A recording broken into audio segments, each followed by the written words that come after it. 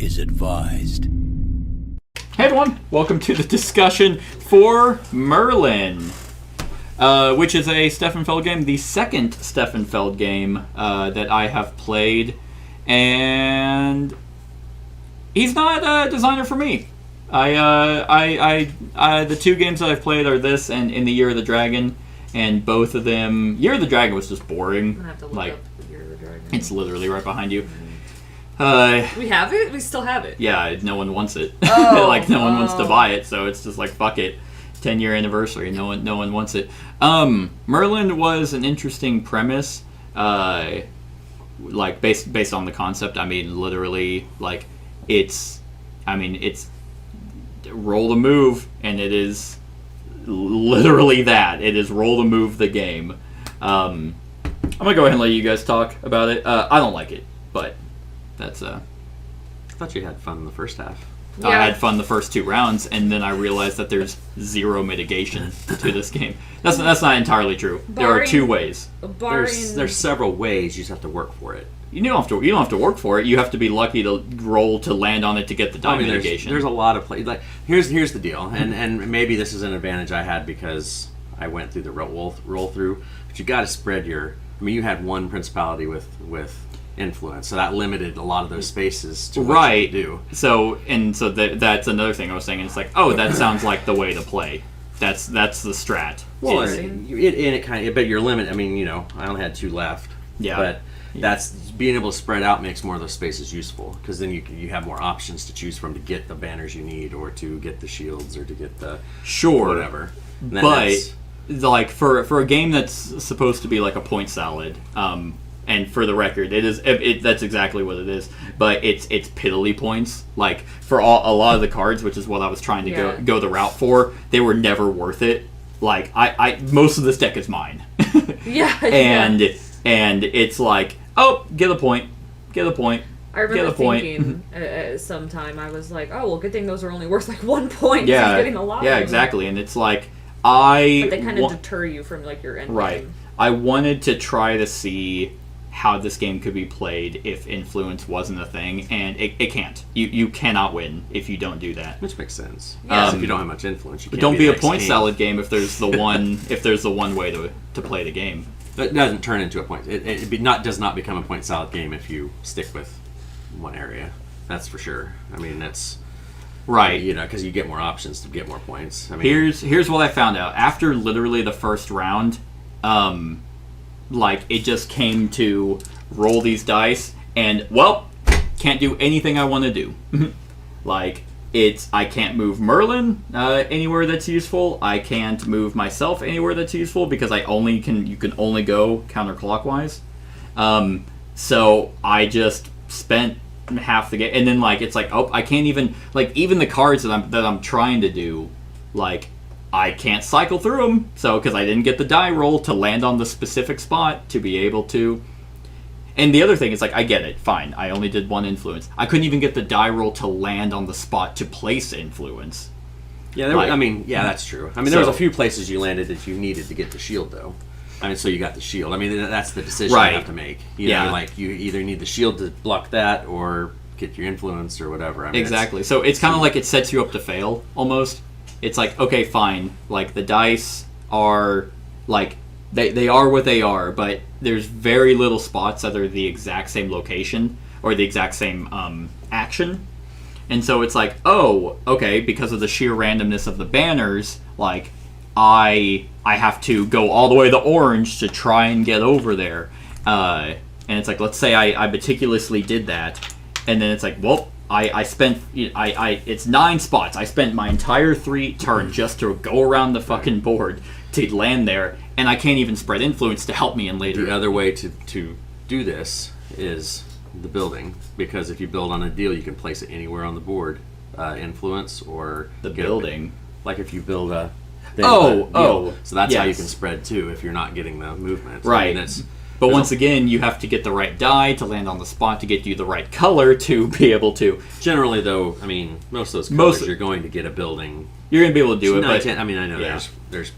It all for me came down to it is too absolutely lucky to be able to do things that you need to be efficient for. And because there's no inherent way to mitigate dice, even the one surefire way is to get apples, and you only can get apples through one space on the goddamn board. And if you don't roll the dice to be able to land on the spot to get you the apple, then it's like you for me, I just said it's like you do a lot of setup for later on in the game, and the game's too short that you can't really set up for because you already have to do other stuff. Like, I don't like to be here not being able to go back because I don't have the fucking banner that lets me do it. So I have to spend 2 rounds to run around. Like, oh shit, I'm about to be attacked by 2 orange traders or whatever they're called. Well, shit. Alright, I guess I'll run around the entire way, land there, and then be like, oh, okay, got the shield. Well, I wish I could spread influence, but I can't. So, that was... The sheer amount of options was something that I was enjoying, like, for the first 2 rounds, and then I started really getting hosed on dice, literally rolling 1s and 2s, and I'm like, there's nothing I can do. Yeah, I had two of the 6 rounds. I rolled 1, 2, 2, 3. Right. Kat, what do you think? Yeah, I thought it was alright. I thought it was like a just in the middle. It went very quickly. I was surprised by that. Yeah. It does not come off just looking at it as a game that's going to go by as quickly as it Right. did, which is good that it went quickly, because also on the other side, I've been there where it's like, and it just end yet, and it's and it's kind of coming down. This is what my friend Josh, whenever we play like dice throwing or head-to-head games, I don't give a shit that I lost. I was mad that I didn't get to do anything. Like, literally for 4 rounds, I was just twiddling my thumbs because, oh, well, wow, what a surprise. I got another 1, 2, and 2, and Merlin got a 5. Well, even Merlin, who has the option to go back and forth, I can't do anything with. So that die is useless. Okay. And there were times where it's like I had to waste 2 to do an action that I wanted to do, like build or something. Even building, I wasn't gaining anything from. I was just trying to stop you from getting maximum points. Yeah, because I think... Yeah, because you got, 3, 4, 5, 6 points total building? Yeah. And I had 5. Right. 6, So I had 6 as well. Yeah, so it's like all I was doing was trying to just stop you from gaining maximum points. And even whenever I could spread influence, there was a time where Merlin was like smack dab in the middle. Like, I could have came here and dropped an influence, but then Kat had the Holy Grail, and I'm like, okay, can't take that from her, so she'll get 2 points. And then like I was like, oh, I can go there. Nope, can't beat you. Like, so his action's completely wasted because he's right in the middle, so I had to just take a fucking cube just to do nothing. And like, yeah, there are ways. I thought the flags were going to be a lot more cool, but yeah, I don't like prep turns, where it's like you spend so much effort for so little payoff. Right. Is kind of what this game came off. And I wanted to like it. This feels like I should like it. Like I mentioned, it's like an Alexander Pfister game. It feels kind of like I can't remember what you made. Maracaibo. But Maracaibo is you have multiple actions. Like you dictate everything you do on your turn. That it's literally not dictated by luck of the die. So what I love about this is that you don't score every round because you have 2 rounds of dice, so you get 8 dice worth to get whatever you need before scoring happens. Right. So like, okay, I can let the shields go for a while. Yeah. Do other things and everything. So just having the 3 scoring rounds is I what I really like. I like intermittent scoring like throughout games. That's always nice because you have like granted the scoring is like the same each time, but for me with the 2 rounds, literally the first round in the 2 felt like you were prepping for the second round to not get screwed over by whoever's attacking you. Even my last ditch effort was to be like, okay, well, my only chance of getting any amount of points is to wait until the very end to try and take Excalibur from whoever was going to get it. But I couldn't, because of the dice that I got, I couldn't stall. I couldn't stall out because I had to use a banner to go there and hop over. When I had 2 apples at the very end of the game for my last 2 dice, so I could kind of choose wherever I wanted. Yeah. One of my green dice to go and Merlin to go. So Yep. that was what I kind of was. That's why I stole the Grail from you mainly, was just to have the extra rerolls. So Right. or not reroll, but the Tiebreaker. deal, so I could control those last 2 dice. Yeah. And it's like, oh, okay. And this is also one of those games where you could see who's gonna win. Like, I knew once you passed me and these cards ended up being absolutely fucking useless, I was like, oh, okay. Like, that also kind of took it out because I wasn't doing anything. So I was playing half the game just to roll shitty, move shitty, do nothing, and wait out the game.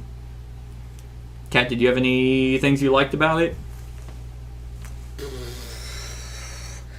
Standing out, I like the fact that it was not hard to learn. Yeah. Which is always great because, again, just kind of sometimes looking at it bored, like if I was coming in. It looks a lot busier than it is. Right. Yeah, right. So I always admire that in a game. But yeah, I mean, I'm just kind of sticking to it. Like, I'm still very, like, kind of neutral on it. Didn't dislike it. Didn't, I'm not, like, going crazy over it. But I would play it again. I will say that. But I would not. Because it's not like we missed anything. I don't feel like, Brad pointed out, I only had the one influence, so that does make sense, having more influence. Obviously makes more actions. Oh, okay, I'm gonna go here. I have influence over there. I can pop a person down. Right. That obviously does help, but it still kind of comes down to, oh fuck. I mean, yeah, perfect. I needed a 4, and I got that. I needed a 3 for Merlin, and I needed another 3 for me. And it's like, it's like, oh wow. Okay, can't do anything with that. So because your turn's wasted. And I think a lot of it is just like taking your time, because I was, you and me were battling for last place for the first 2 or 3 rounds. It's just waiting, getting your stuff ready to start going, because you're going to have those rough deals, but then you're going to start hitting and taking advantage when you do get those chances, I think is the deal. I didn't get those chances. I took the I popped You off did early. Because you were way ahead of us there for... I had like 6 points, and you guys had 4. I was never like ahead of you. Actually, probably like... Yeah, you were up by like 8 or 9 there for a while when we were stuck back there. Because I was top decking, and that's actually another point. The randomness of the deck, I don't like, even though I was the one capitalizing on it, I don't like top decking. Because it's like, well, you didn't earn that. Like, you just got lucky, and it's like, oh, lucky me, 3 points. And it's like... And I don't know if we did that, but you really, if you're drawing a card, you wouldn't be able to play it automatically, because that means you've already done one card that turn. Like yes, but what I mean is, like, there were times where I'd finish a card, take it from the top, and the next turn I'd be like, oh, already completed. I see what you're saying. And the other thing I didn't like, I actually really hate the shield trader thing, and the reason why is because trader shouldn't exist. Well, that's 100% random, and if you just like, you okay, I guess I can't fucking do anything. I'll use my 1 to go here and take a shield because I got nothing else to do. And then the next round you draw and you're just like, oh, lucky me, and they happen to be the shields you got, and it's like, well, and I think they also that's why they have the spots where you get victory points per shields. I mean, so it makes it where collecting shields is also points too. I mean, each one of your resources had a spot where you could get points or do whatever, It never felt like it was ever worth it, right? Like to go there and be like, okay, 2 points, 2 points. My last move was because I got 5 points for going there just for influence. Yeah, then you get the 3 points for killing everyone having Excalibur. Right. So I mean, this is just kind of one of those. It feels swingy, like a swingy Euro game. And when I play a Euro game, I don't want it to be swingy. I want to be able to actually meticulously plan out what I want to do, strategize ahead of time. And I felt like I couldn't do that in this game. I felt like I was at the whim of the dice. Whatever I rolled, I'd look and be... Because I would even try to add them up. Be like, okay, if I move 3 and then 5, that'll give me 8. And I'm like, that does nothing. Okay, if I move... Okay, what if I move Merlin? That does nothing. So I literally just had to just sit here and wait and just watch you guys do everything that you wanted to do and not really have a good time. But yeah, I mean that's, and maybe that's just his games. I don't know. Castles of Burgundy was the other one I played, and I really like Castles of Burgundy. After playing a full game of this, like with 3 people, full complement, I think this one is better than Castles of Burgundy, just because I like this game a lot with the different aspects of building and doing all the different options. Cool.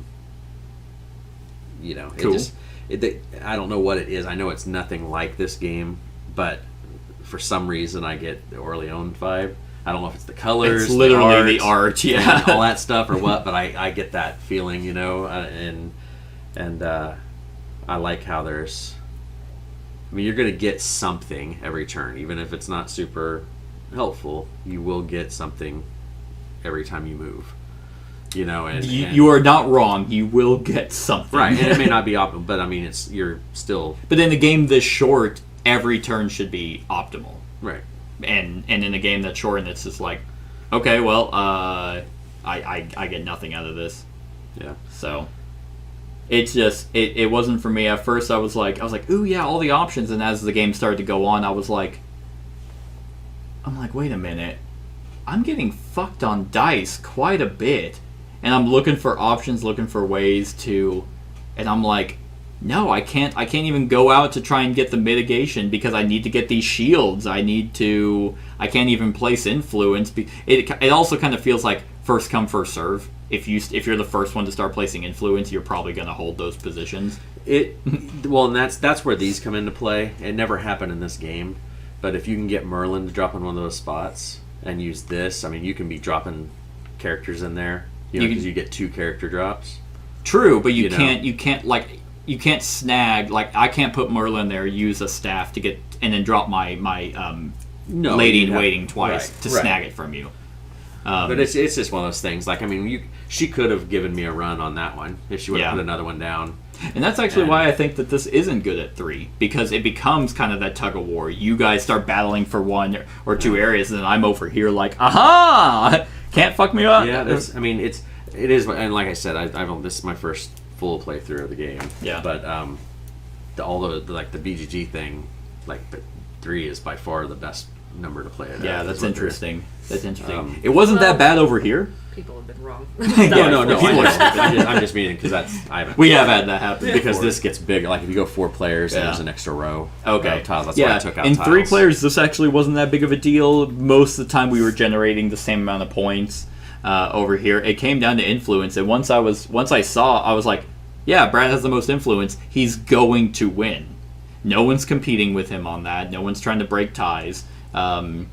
I wanted to see, I knew this was a point salad because all of his games are. I wanted to see, can you win another way? Through half the actions being based off where your influence is? No. And that's fine. Like, there's nothing wrong with that. But for me, I like Euro games to be like, you're going to do this strategy, she's going to do this, I'm going to try this, and they're all valid ways to victory. But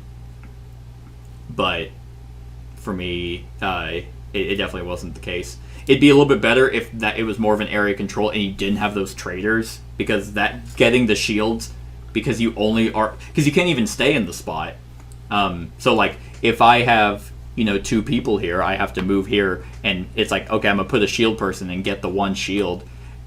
Well, I guess I'm losing 3 points. Like, I have no other ways to try and kill him, unless that you happen to get the shield in the first round. In the second round, you can hopefully get Merlin there or something.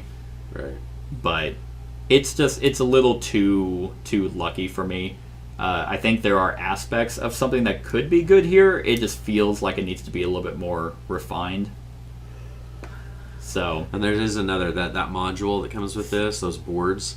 The reason that there's those pictures on the bottom is because whenever you would finish a card that had that, then you would move one of your tokens along the path under those picture and get stuff too. Oh, interesting. So it brings in more, like you get to do this ability or that ability, depending on what you were tracking. Literally, I kid you not, because the staffs were, I like games that have like this is really good to use, but it's worth points at the end. That would be more useful like I think this game would be fixed heavily for me. And there's 2 expansions out, 3. 2 big box. There's 3 big box expansions. There's the. Let me know if there's this game for me needs to fix mitigation. Not get a fucking one spot to get a goddamn apple. Not, I mean, even then, that's really the only way.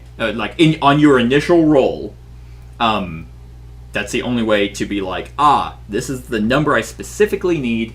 Because even nothing else here actually is that. It is just the apple. That lets you flip it, but you have to prep and get that.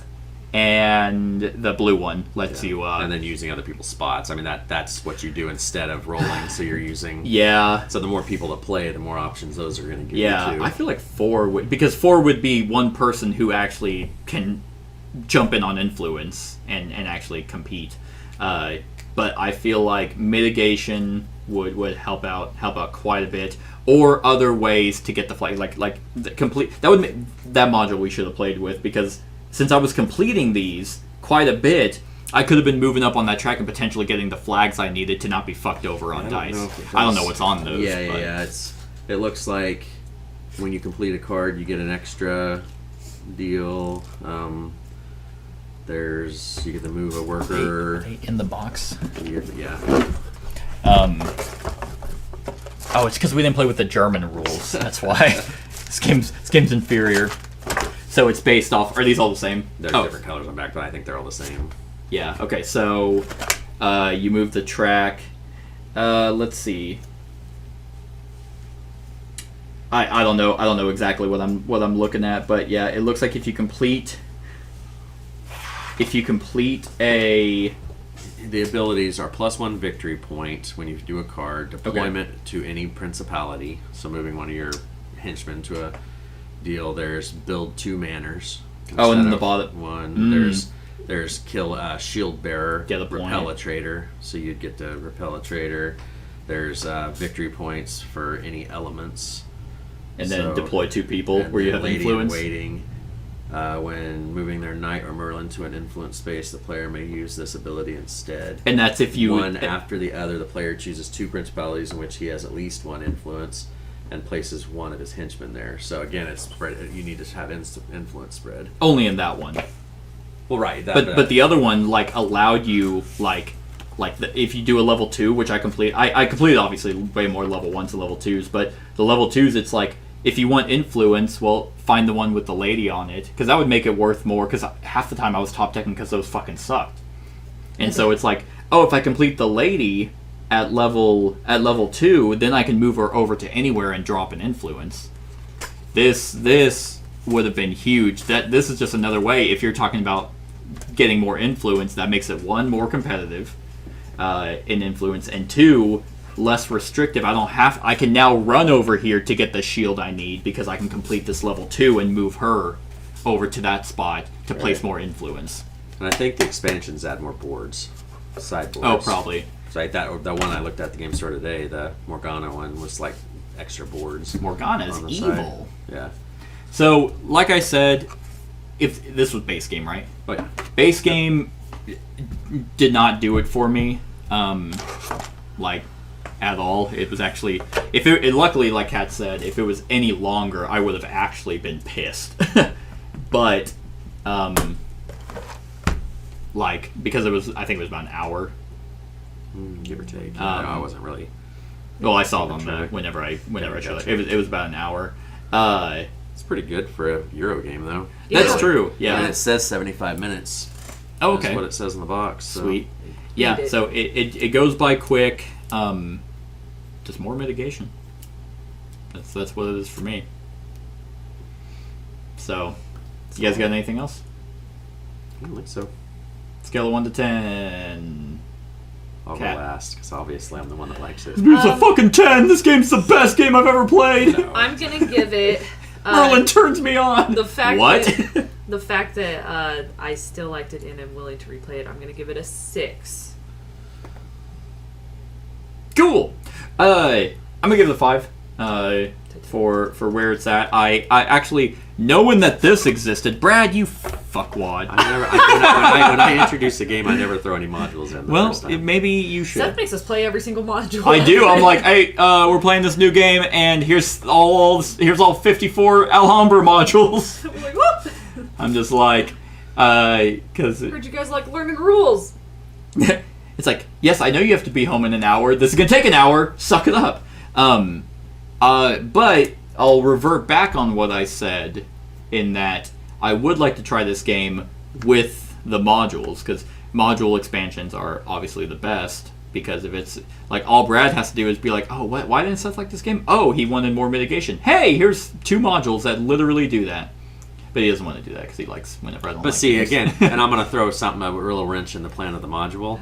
That still goes back to that's if you're completing those cards and if you have the right person. So you still have to land to get the stuff to complete the cards, which goes right back to the point. That's true. But in the case, so, case of literally this game, here's your guys' completed cards, and here's mine.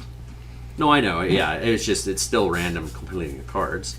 Like, you have to get the stuff to complete them. Sure. So I mean that's not guaranteed every game. So it's maybe so find another module that lets you reroll dice. Which, I mean, in 3 expansions, I mean, they have a big box out for this, so I'd imagine that there's something in there. I can't be the only one who is upset where you just roll dice and you get what you get. But so I would try it with modules. But yeah, I'm gonna give it a 5.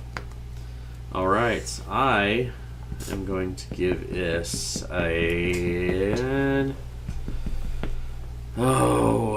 I'm gonna say an 8. 8. It's one that I definitely want to play more, just because it scratches that itch. I like this kind of Euro game. Yeah. Where you're hitting dice and you're doing all the different stuff and playing your influence. I like the other game, like I said, Castles of Burgundy. There's a lot of stuff going on. It's dice placement, so it has dice rolling. So he's taken this dice rolling aspect into that. It doesn't have roll and move, obviously, but I feel that there is enough mitigation for a Euro game. Too much mitigation in a Euro game, it makes it too. I mean, it's too streamlined, like too. Too much of a good thing. Have you played any of Alexander Pfister's games? Maracaibo. You played Maracaibo? Yeah. I just like I like this better, Maracaibo. Mm. I haven't played the full game of it. I've only played the solo stuff in Maracaibo and stuff. So I mean, it's not the full thing. But this has just enough for me. What I need, and I need to look at the expansions and see what they do. Sure. But yeah, this one's. Because this is the same kind of level of Euro that I like Orleans. Yeah. I know they're not the same game, but that same level. You know, that one's bag building, this one's dice rolling and stuff, but it's still it's got a lot of stuff going on. You have choices, and that's that. So yeah, this would be an 8, and then maybe higher with expansions, depending on if they don't overbloat it. Yeah. With more crap. Yeah, who knows? All right, so that's our thoughts on Merlin. Let us know what you think of the game in the comments below. Other than that, like, comment, share, and subscribe, and have a wonderful whatever time of day it is for you. Hey everyone, thank you for watching, and I really hope that you enjoyed the video. If you would like to see more of my content, go ahead and click that subscribe button and the bell to be notified whenever I upload any new content. If you feel like supporting the channel, you can go ahead and click that Patreon link to be taken to my Patreon, and any help is truly appreciated. Other than that, stick around for any other run-throughs or reviews or cool top 10s or whatever I feel like putting on. Other than that, like, comment, share, and subscribe, and have a wonderful whatever time of day it is for you.